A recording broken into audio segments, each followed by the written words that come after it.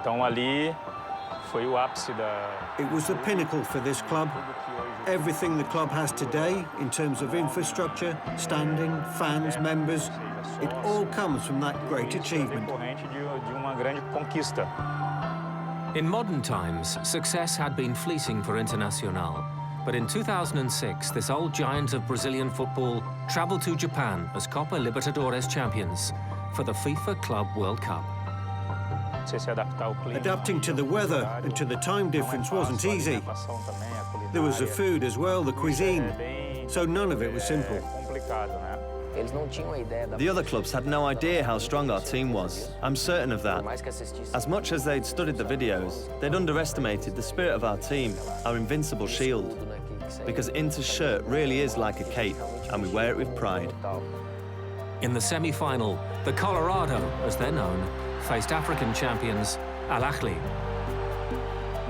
Many clubs go to the Club World Cup thinking about the final, already preoccupied with the big European team, and they get caught out in the semi-final.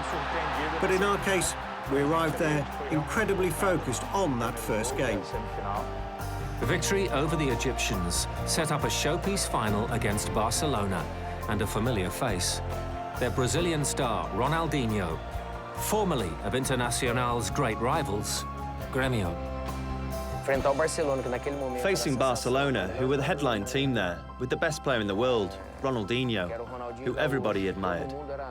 To be able to line up against each other in the tunnel, about to contest the Club World Cup final, well, we had nothing to lose.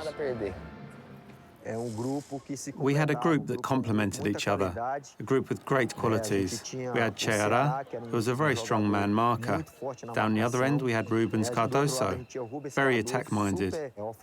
In midfield, we had players that knew what they were doing under Fernandão's leadership.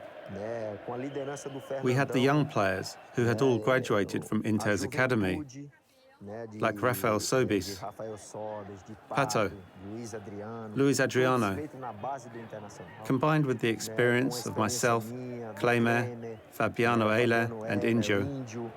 And for Cheara, there was the extra pressure of marking Ronaldinho. For me, it was the biggest challenge of my career, because Ronaldinho was in his prime. He was the world's best player. To be honest, I've played against Ronaldinho a few times and he's always been the same, always focused on playing. He never argues, doesn't say much, he never swears. He simply used to say that he didn't want to get hurt. You don't need to hurt me, don't be disloyal. That was what he asked. And so, I really did try not to play that way. So much so, I only committed one foul in the game. It was early on in the game when I did so. So that goes to show you, you can play clean football and mark well without resorting to foul play.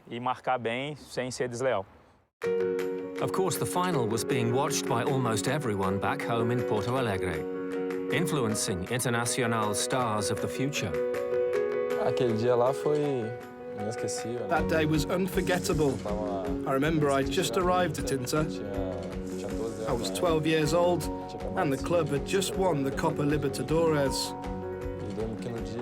I lived in the lodgings under the stands with 60 or 70 other kids, and I remember that on that day, we were all in the main room, and it was packed. I was at my grandma's house, and I must say that I couldn't even sleep. All I could think about was the final, obsessed that Inter had to win, especially because some Grêmio fans in my family were winding me up, saying we'd lose. For 81 minutes, the game was tense and goalless, until Adriano Gabiru was played through with only Victor Valdez to beat. I still remember Gabiru's goal. Everyone was celebrating, jumping on the sofas. It was a huge party. I have to admit I cried a lot. When Inter became champions, it was hugely emotional. I still remember the goal, watching the ball beat Valdez.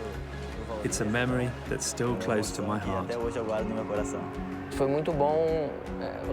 It was really good to be part of a football masterclass, because we had to study them a lot before entering the pitch. You can imagine Iniesta when he was young, also Deco, Rafa Marquez, Puyol. I mean, everyone they had. So it really was a great lesson for us as well, whether it was emotionally, physically, technically, or tactically. Then, when it was all over, I think our victory was all the sweeter, because we knew they were infinitely better than us. But on the day, we were able to overcome them, and I've been saying this ever since. It was unforgettable, an extraordinary party. Always one of the best supported teams in South America, Internacional returned to the Club World Cup in 2010, finishing third. This famous Brazilian institution, with a wonderful past, can now believe in a bright future. It was a world title. To become club world champions by beating Barcelona, who were the best team in the world, I think it is a really beautiful part of our history, and I really hope we can repeat it. I'm sure every Colorado dreams of winning it again, and I do too. We now have a membership of over 100,000. We have a stadium that's one of the best in world football. The fans inside the stadium are amazing. They create a wonderful atmosphere. And this all stems from the Club World Cup win. It's all a result of that. It's gone down in history because it was a unique achievement for all of us.